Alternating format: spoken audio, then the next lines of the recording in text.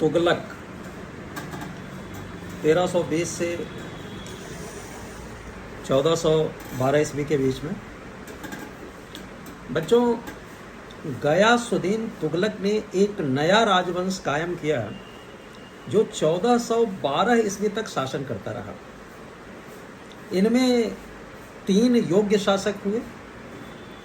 गयासुद्दीन, उसका बेटा मोहम्मद बिन तुगलक जो 1324 से 1351 के ईस्वी में शासन किया, और उसका भतीजा फिरोज शाह तुगलक, ये 1351 से 88 ईस्वी तक शासन करता है। पहले 2 सुल्तानों के साम्राज्य में लगभग पूरा देश शामिल था। फिरोज का साम्राज्य कुछ छोटा था, पर अलाउद्दीन खलजी के साम्राज्य के लगभग बराबर था।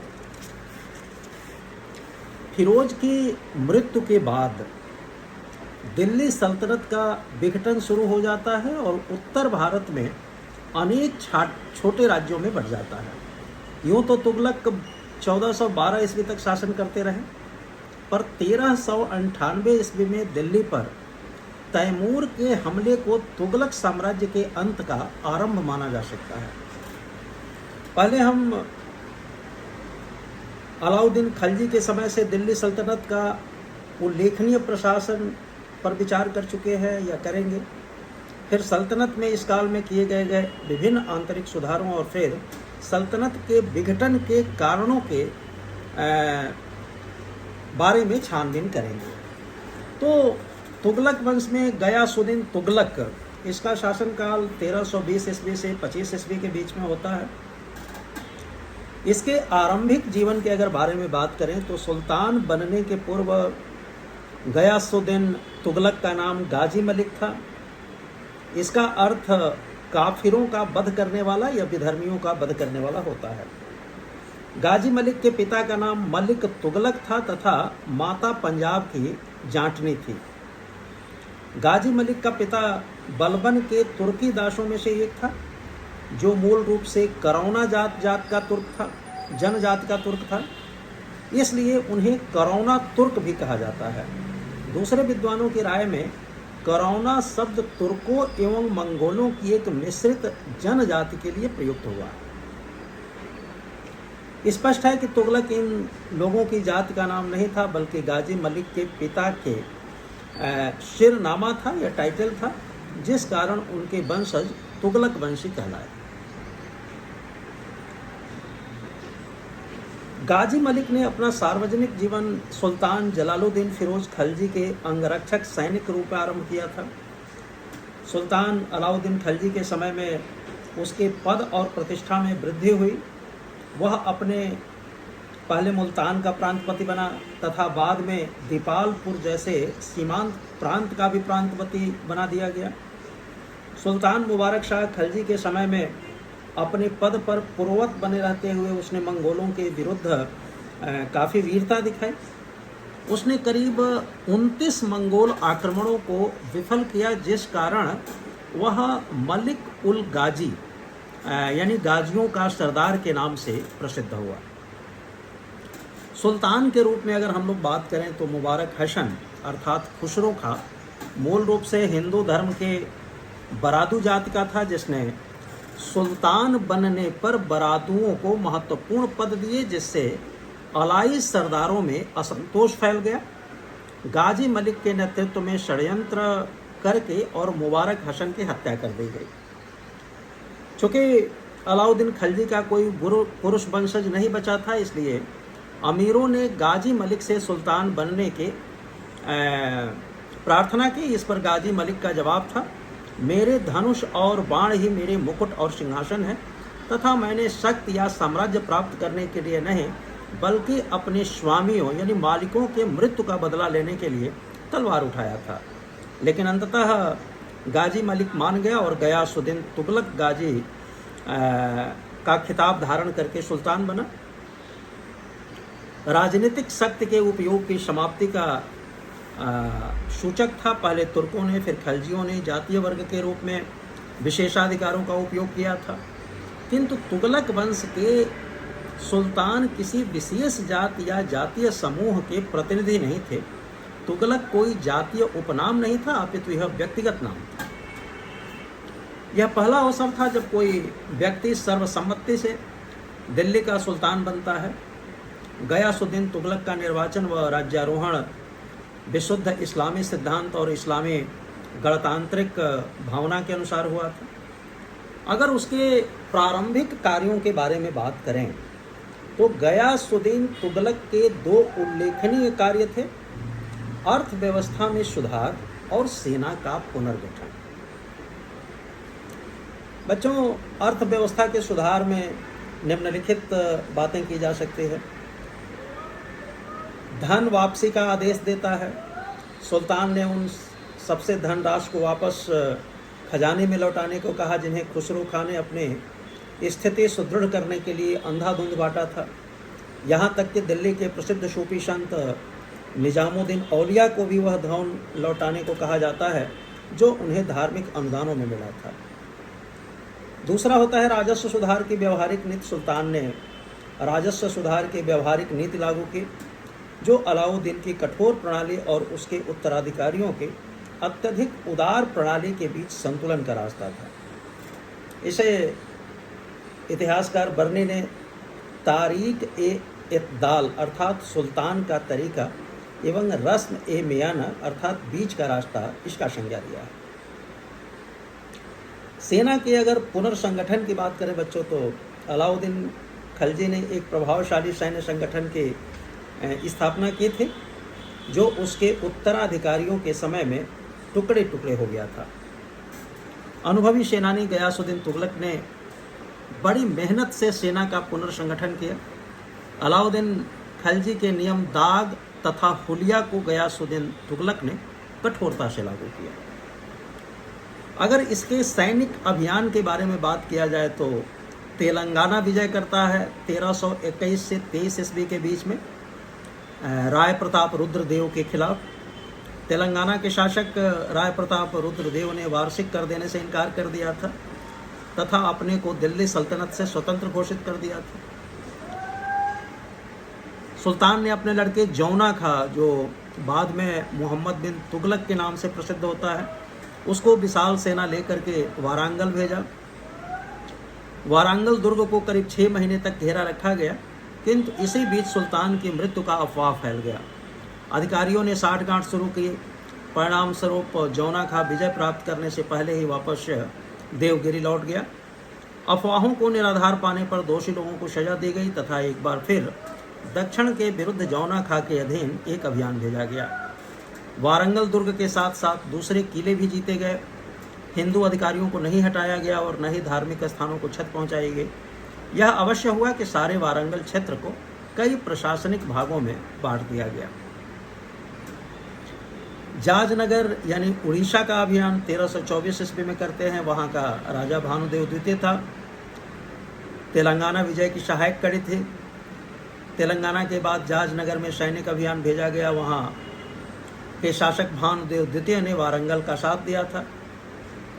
राजा मुंदरी से प्राप्त एक अभिलेख में जौना खां के विजय का उल्लेख प्राप्त होता है। इसमें उसे दुनिया का खान कहा गया है। बंगाल और मिथिला विजय 1324 ईस्वी में करता है। बुगरा खां 1291 ईस्वी के बाद रुकनुद्दीन कैकाउस 1291 से 1302 ईस्वी रुकनुद्दीन कैकाउस के बाद शमसुद्दीन फिरोज शाह 1302 से 22 ईस्वी बंगाल का शासक बना। शमसुद्दीन फिरोज शाह की मृत्यु 1322 ईस्वी में होती है। उसके बेटों ने बंगाल की गद्दी के लिए झगड़ा शुरू कर दिया, जिसमें उसका तीसरा बेटा गयासुद्दीन बहादुर सफल होता है। उसने अपने बड़े भाइयों शहाबुद्दीन एवं नासिरुद्दीन को पराजित कर दिया। नासिरुद्दीन ने दिल्ली के सुल्तान से सहायता मांगी। सुल्तान ने इसे सुवर्ण सुयोग समझा और उसने एक सेना के साथ बंगाल की ओर कूच किया। सुल्तान ने अपनी अनुपस्थिति में जौना खां, जो बाद में मोहम्मद बिन तुगलक के नाम से प्रसिद्ध होता है, को दिल्ली का कार्यभार संभालने का आदेश दिया। सुल्तान ने नसरुद्दीन को लखनौती का शासक घोषित किया, जबकि सतगांव तथा सोनारगांव अमीर तातार खां के नेतृत्व में कर दिया गया। वापसी के समय सुल्तान ने उत्तरी बिहार के क्षेत्र में प्रवेश किया और मिथिला के कर्नाटक शासक को पराजित करते हुए तिरहुत के क्षेत्र को हथिया लिया। यह पहला अवसर था जब तुर्कों की सत्ता उत्तरी बिहार तक पहुंच गई थी। अफगानपुर दुर्घटना में सुल्तान की मृत्यु हो जाती है 1325 ईस्वी में। विजय अभियान के लौटने पर सुल्तान द्वारा निर्मित दुर्ग नगर अफगानपुर तुगलकाबाद से 8 किलोमीटर की दूरी पर यह स्थित है में उसके लड़के जौना खां द्वारा स्वागत की तैयारी की गई।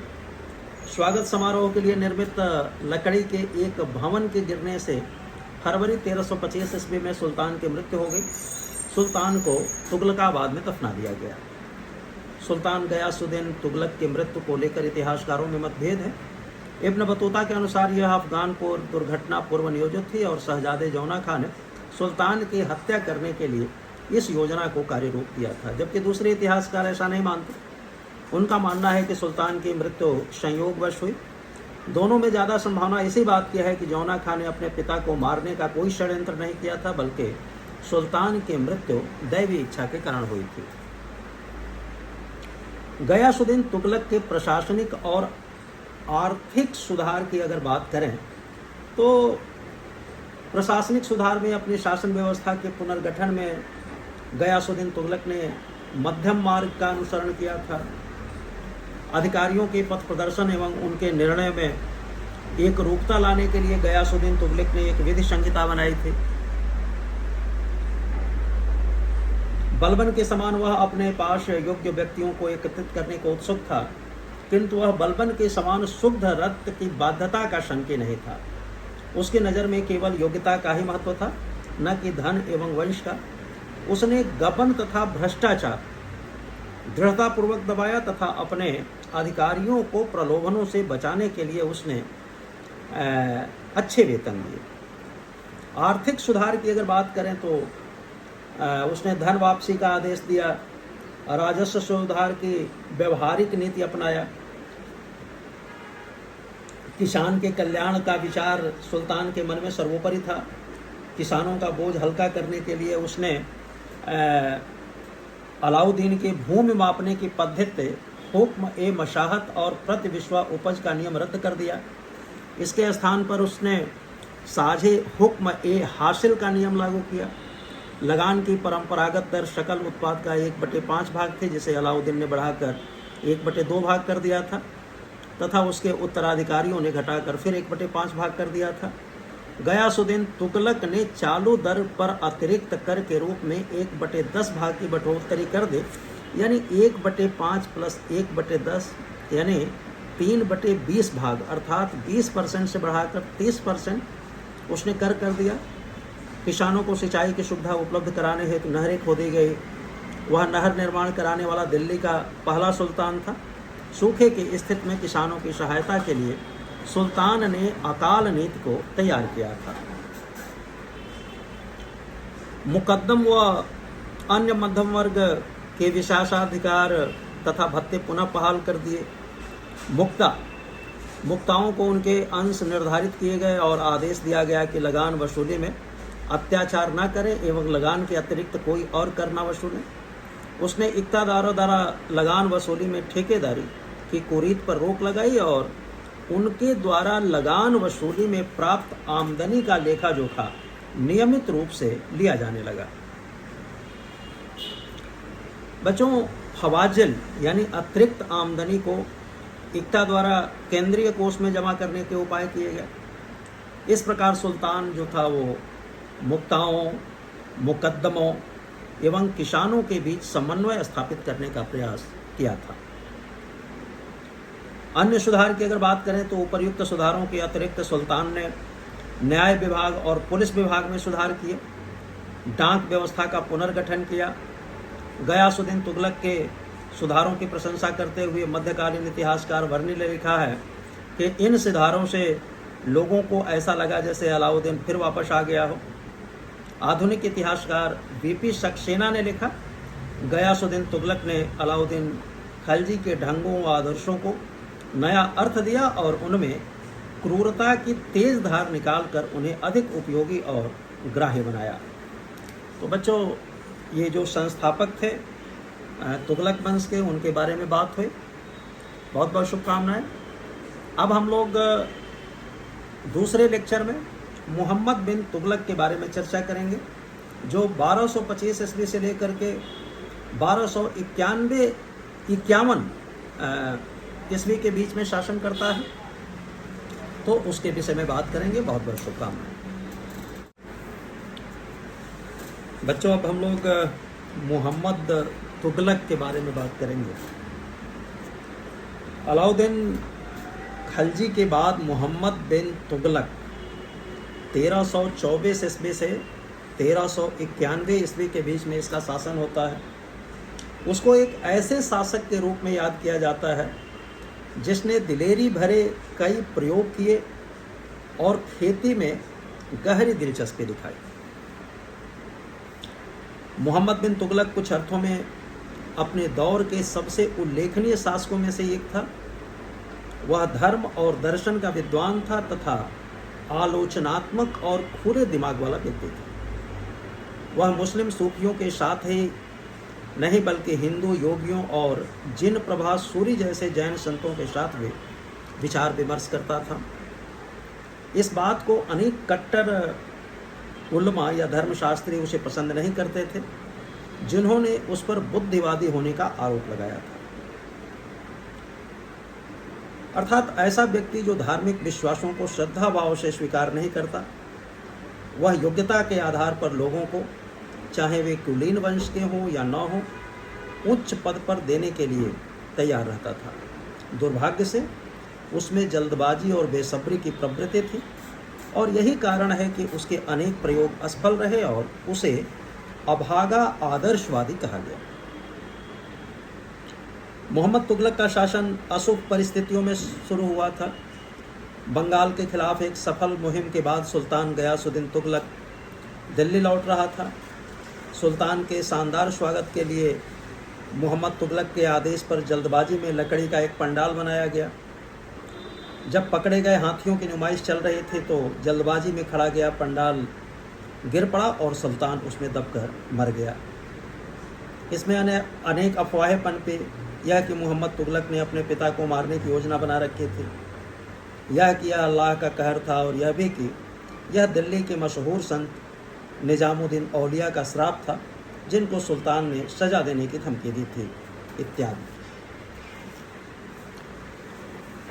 मोहम्मद बिन तुगलक का मूल नाम फखरुद्दीन मोहम्मद जौना खां था। जौना खां के पिता का नाम गयासुद्दीन तुगलक एवं माता का नाम मखदूम जहां था। एक सीमांत शासक के ज्येष्ठ पुत्र होने के नाते जौना खां का पालन पोषण एवं शिक्षा दीक्षा बेहतर तरीके से भी हुआ था। मोहम्मद खलजी के समय में अमीर आखिर के रूप में पहला महत्वपूर्ण पद पाया था। गयासुद्दीन तुगलक को सत्ता प्राप्ति उसके पुत्र जौना खां की सलाह और योजना के कारण ही संभव हो पाया था। 1320 में अपने पिता के सुल्तान बनने पर जौना खां को शहजादा यानी युवराज घोषित किया गया और उलुग खां का खिताब मिला। 1321 और 23 ईस्वी में संपन्न तेलंगाना विजय का नायक जौना खां था। 1324 में तेलंगाना विजय की सहायक कड़ी जाजनगर यानी उड़ीसा विजय का सेहरा भी उसी के सिर पर बंधा था, जिसकी पुष्टि राजा मुंदरी से प्राप्त अभिलेख से होता है, जिसमें उसे दुनिया का खान कहा गया है।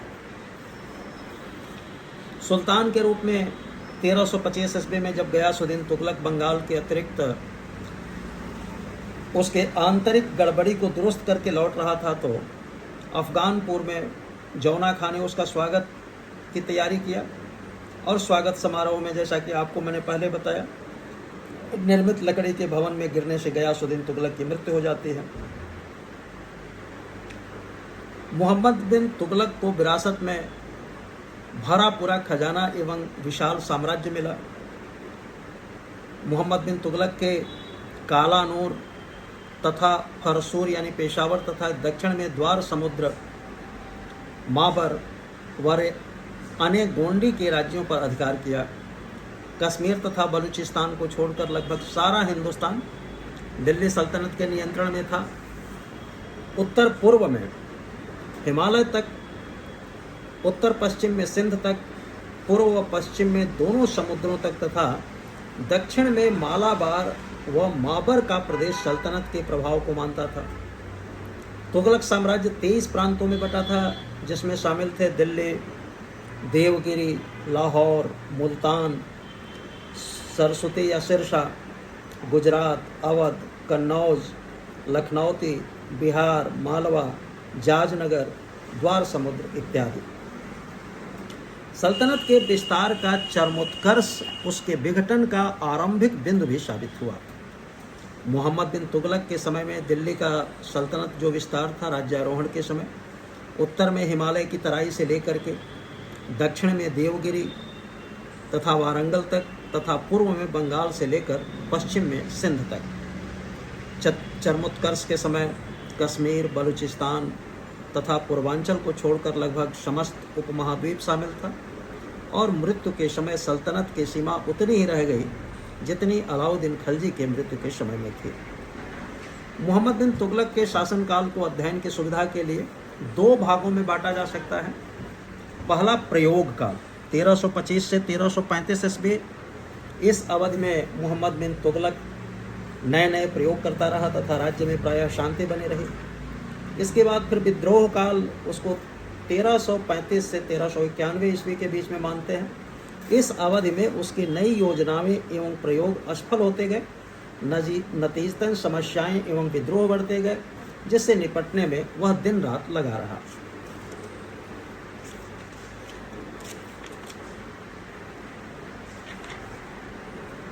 प्रयोग काल अगर बात करें तो 1326 में दोआब में कर वृद्धि एवं दीवान ए कोही यानी कृषि विभाग की स्थापना करता है।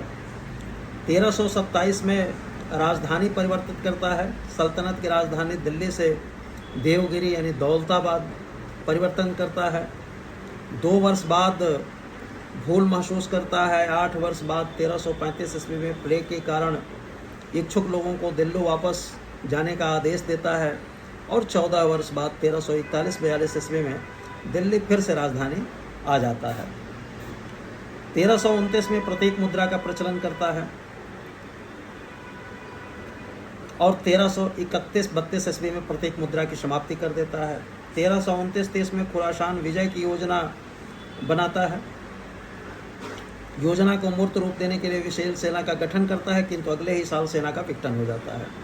विद्रोह का काल अगर देखें तो सामान्य विद्रोह हुए। 1326-27 में मंगोल तर्माशरीन का आक्रमण होता है। 1326-27 में ही चचेरे भाई बहाउद्दीन गुरसाब का विद्रोह होता है। 1327-28 में बहराम आएगा किशलू खां का विद्रोह होता है। 1328 और 29 में गयासुद्दीन बहादुर का विद्रोह होता है। 1333 में सिंध में विद्रोह होता है। 1334 में दोआब में अकाल पड़ता है, अवध में नहीं, दोआब में। विशिष्ट विद्रोह की अगर बात करें तो 1335 में माबर का विद्रोह होता है। मदुरा में विद्रोह, जलालुद्दीन आशन शाह स्वयं को स्वतंत्र कर लेता है। 1336 में विजयनगर राज्य की स्थापना होती है हरिहर व बुक्का के द्वारा। वारंगल स्वतंत्र हो जाता है कन्हैया के द्वारा। 1337 में पूर्वी बंगाल में विद्रोह होता है फखरुद्दीन शाह के द्वारा। 1338 से 46 के बीच में कई विद्रोह होते हैं, जैसे इनामुल मुल्क का 1340-41 में। 1341 से 46 के बीच में सदा अमीरों का विद्रोह होता है, जिसकी चरम परिणति 1347 ईस्वी में बहमनी राज्य की स्थापना के रूप में होता है। 1347 में हसन गंगू बहमनी राज्य की स्थापना करते हैं, और 1347 से 51 में तगी का विद्रोह होता है, और सुल्तान मोहम्मद बिन तुगलक की उसी में मृत्यु हो जाती है। मोहम्मद बिन तुगलक के शासनकाल में दिल्ली सल्तनत के कई स्वतंत्र क्षेत्र बन गए, लेकिन अभी भी सल्तनत की सीमा उतनी ही विस्तृत थी जितनी अलाउद्दीन खलजी के मृत्यु के समय में। इससे स्पष्ट होता है कि अलाउद्दीन खलजी ने अपने राज्य के प्रत्यक्ष शासन की जो सीमा निर्धारित की थी वह तत्कालीन परिस्थितियों में उपयुक्त थी, तथा इन्हें और विस्तृत करके उसके परवर्ती शासक मोहम्मद बिन तुगलक ने भूल की। मंगोल तर्माशरीन का आक्रमण होता है 1326 से 27 ईस्वी के बीच में। मोहम्मद बिन तुगलक का शासनकाल यद्यप दिल्ली सल्तनत के इतिहास में अपनी एवं अपनी नीतियों के बारे में जितने विवादों को जन्म दिया उतना किसी अन्य सुल्तान ने नहीं। तथापि उसका शासनकाल सल्तनत के इतिहास में एक विभाजक रेखा मानी जाती है, क्योंकि उसके शासनकाल में जहां एक तरफ सल्तनत के पराकाष्ठा पर पहुंचने का संकेत मिलता है, वहीं दूसरी तरफ सल्तनत के विघटन की प्रक्रिया का भी आरंभ हो जाता है। मोहम्मद बिन तुगलक के 26 वर्षीय शासनकाल को मोटे तौर पर दो भागों में बांट सकते हैं। पहला प्रयोग काल 1325 से 35 ईस्वी के बीच में, और दूसरा विद्रोह काल 1335 से 51 ईस्वी के बीच में। प्रयोग काल दोआब में कर वृद्धि और दीवाने कोही यानी कृषि विभाग की स्थापना करता है 1326 ईस्वी में। आर्थिक स्थिति में सुधार लाने हेतु कर की दर में वृद्धि करता है, किंतु परिस्थितियों के विषम विशेषकर अकाल पड़ने से यह योजना असफल हो जाती है। कृषि विभाग यानी दीवाने कोही की स्थापना का उद्देश्य था वैज्ञानिक ढंग से खेती का योजना का क्रियान्वयन करना, लेकिन यह प्रयोग असफल रहता है। राजधानी परिवर्तन करता है 1327 ईस्वी में। उद्देश्य था कि दिल्ली से राजधानी परिवर्तित कर देवगिरी ले जाने का वास्तविक उद्देश्य देवगिरी को द्वितीय प्रशासनिक नगर बनाना और उसे सांस्कृतिक केंद्र के रूप में विकसित करना था। परिणाम तत्कालिक होता है। राजधानी परिवर्तन के परिपालन के क्रम में विशेषकर सूफियों के बलात् प्रवासन से जनता में व्यापक असंतोष फैल जाता है, और दीर्घकालिक अगर हम बात करें तो सुल्तान की योजना पूरी तरह विफल रही, तथा देवगिरी आने जाने से आवागमन के साधनों का विकास हुआ और मुस्लिम संस्कृति का प्रचार प्रसार हुआ। इस प्रकार उत्तर से दक्षिण से विभाजित करने वाले बांध टूटे और लोग एक दूसरे के करीब आए और सांस्कृतिक एकीकरण को नई प्रक्रिया आरंभ हुई। प्रतीक मुद्रा का प्रचलन करता है 1329 ईस्वी में। मोहम्मद बिन तुगलक का एक साहसिक कदम था प्रतीक मुद्रा का प्रचलन। चांदी की कमी के कारण मोहम्मद बिन तुगलक ने चांदी के स्थान पर कांशी का प्रतीक मुद्रा जारी किया, जिसके मूल्य चांदी के बराबर घोषित किया गया। इस प्रयोग के असफल होने के दो कारण थे। एक, यह समय से बहुत आगे था और लोग इसे ठीक से समझ नहीं पाए, और दूसरे, नकली सिक्कों के प्रचलन को राज्य रोकने में असफल रहा। खुरासान विजय की योजना मात्र रही। कराचिल कुर्मांचल कुमायूं का अभियान 1329 से 30 ईस्वी के बीच में। फिर विद्रोह शुरू हो जाता है 1335 से 51 ईस्वी के बीच में। कई विद्रोह हुए जिसका उल्लेख हम पहले कर चुके हैं।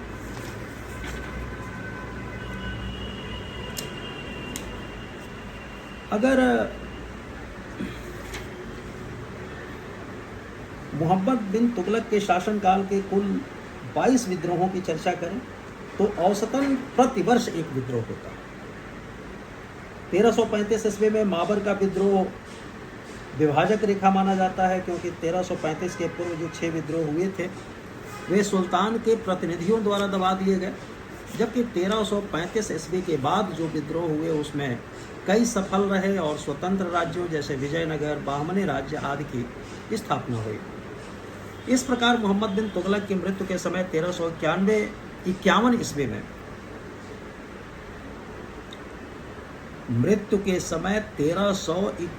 ईस्वी में साम्राज्य का क्षेत्रफल प्रायः आधा रह गया। मोहम्मद बिन तुगलक के शासनकाल के अंतिम दशक 1341 से 51 ईस्वी के दौरान उसके साम्राज्य में विद्रोह सुरसा यानी राक्षसी की भांति मुंह खोले सर्वत्र उठ खड़े हुए।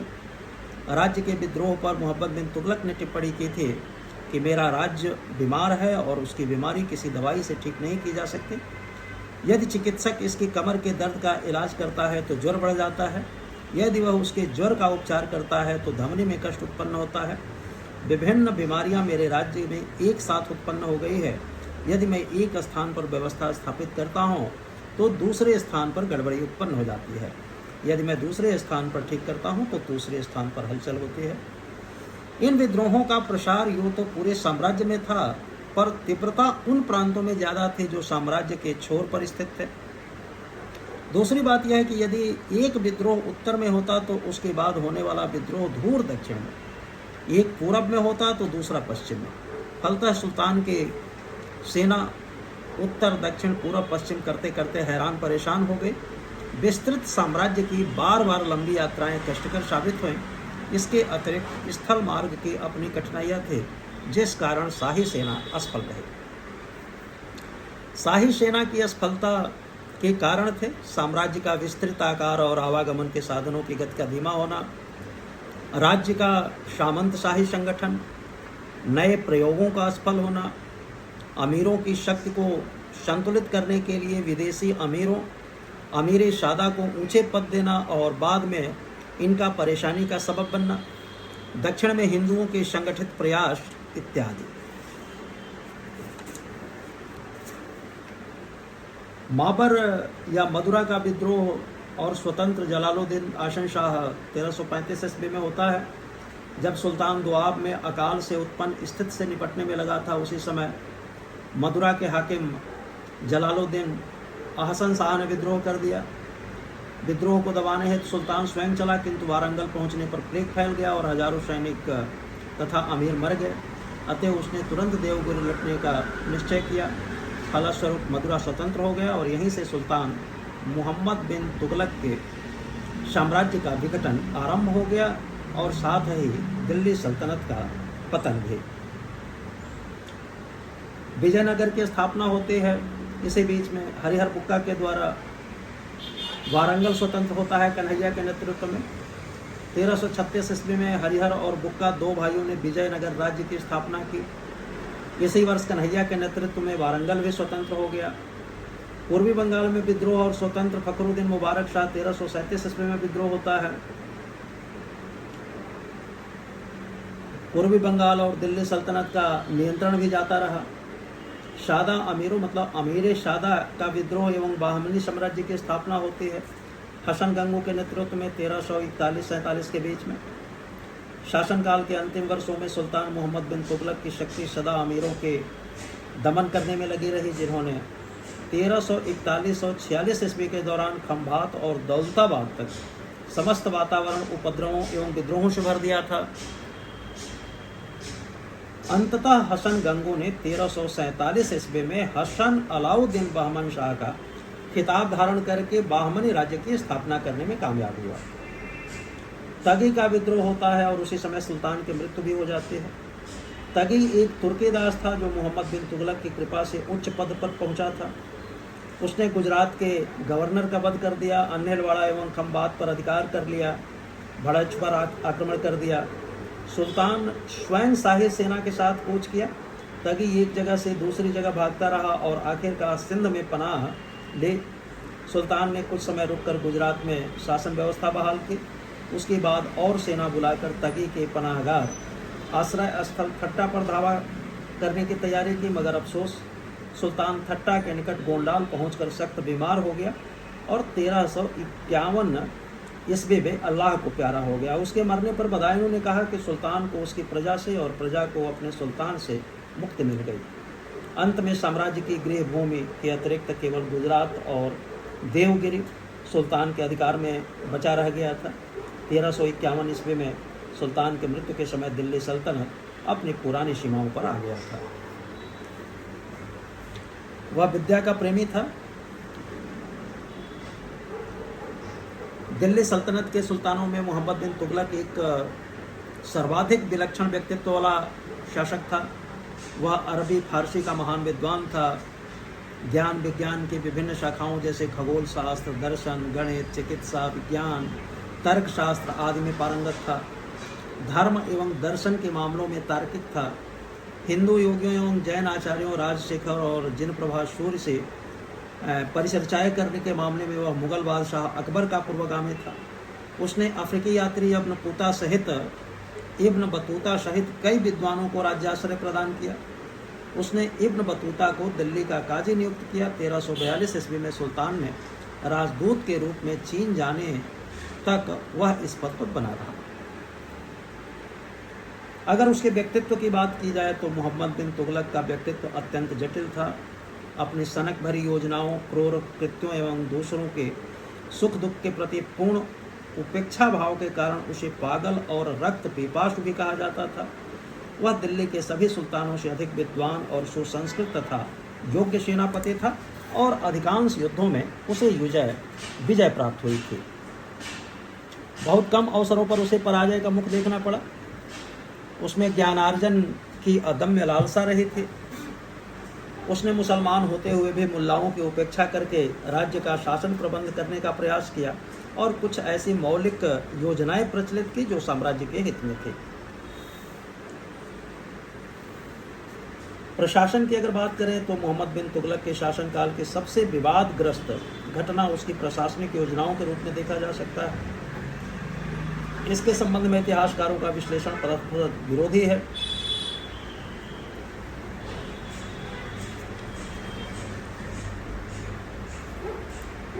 बरनी की तारीख फिरोज शाही इशामी की फुतुह उस सलातीन इब्न बतूता की रेहला आदि विशेष उल्लेखनीय है। विगत वर्षों में मेहदी हुसैन द्वारा अभिलेखों और सिक्कों की सहायता से भी इस काल का अध्ययन किया गया है।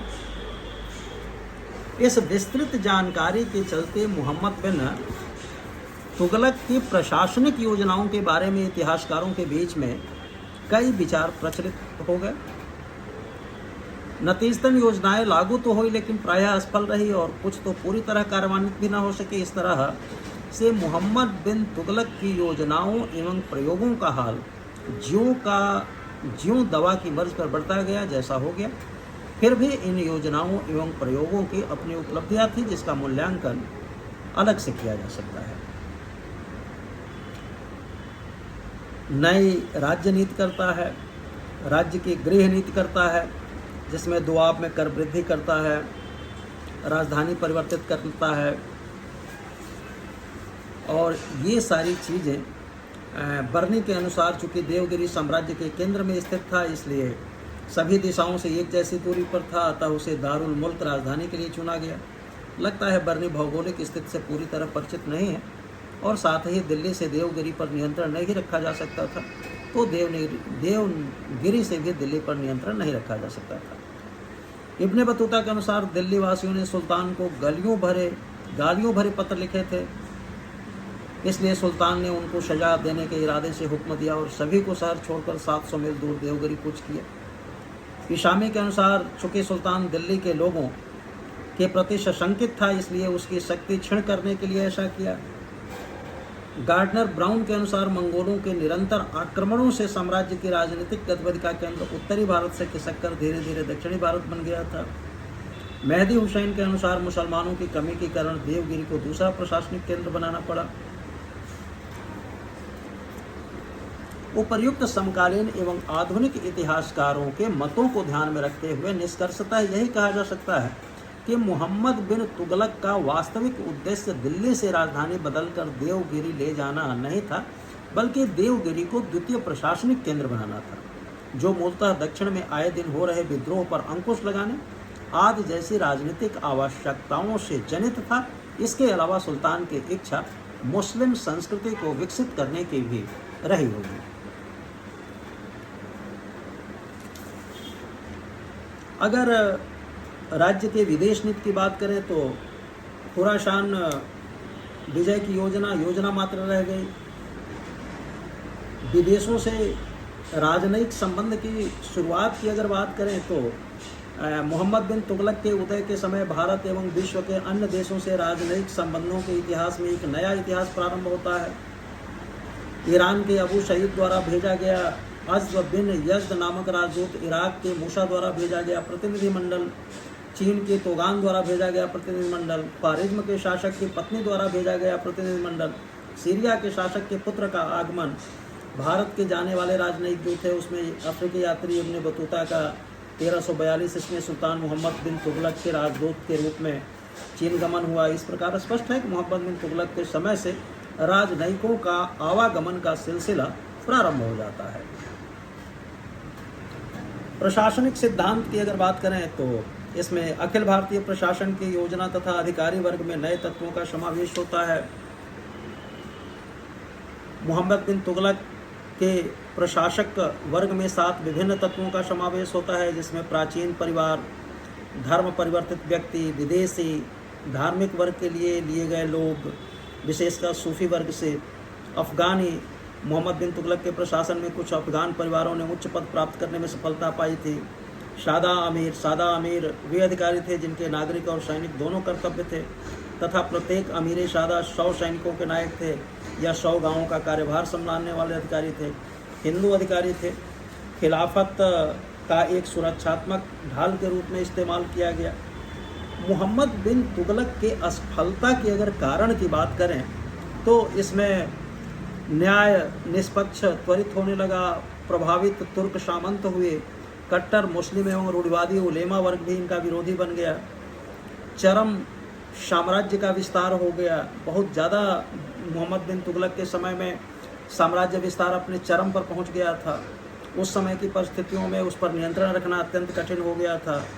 बारंबार आंतरिक विद्रोह होते रहते थे, प्राकृतिक प्रकोप हो जाता है, सरकारी अधिकारी कर्मचारी उससे असहयोग करते हैं। तो शासक के रूप में मोहम्मद बिन तुगलक का मूल्यांकन केवल उसकी नीतियों की असफलता के संदर्भ में करना न्यायोचित नहीं है। हमें यह भी देखना होगा कि उसके समक्ष जो आदर्श थे वे कितने ऊंचे और महत्वपूर्ण थे। यह सही है कि उन आदर्शों की प्राप्ति सुल्तान के लिए संभव नहीं हुआ, परंतु उसने जो कुछ प्राप्त करना चाहा वह अत्यंत प्रशंसनीय था और इसके लिए सुल्तान गौरव और सम्मान का पात्र है। अगर एक शब्द में उसकी उपलब्धियों को कहा जाए तो कहा जा सकता है कि मोहम्मद बिन तुगलक समय से बहुत पहले पैदा हो गया था। क्योंकि अगर आप देखें, जैसे सांकेतिक मुद्रा, आज पूरी दुनिया सांकेतिक मुद्रा के आधार पर चल रही है, जिसको कि मोहम्मद बिन तुगलक ने 1351 वर्ष के पूर्व उसने सोच लिया था कि ऐसा किया जा सकता है। तो वह एक विद्वान था, जो उसकी योजनाएं आदर्श रूप में थी, लोगों के कल्याण के निमित्त थे, इसमें संदेह नहीं किया जा सकता। बच्चों, बहुत बहुत शुभकामनाएं। जब हम लोग अगली बार बात करेंगे तो उसके उत्तराधिकारी फिरोज शाह तुगलक के बारे में बात प्रारंभ करेंगे, जिसका शासनकाल 1351 से लेकर के 88 ईस्वी के बीच में होता है। बहुत बहुत शुभकामनाएं।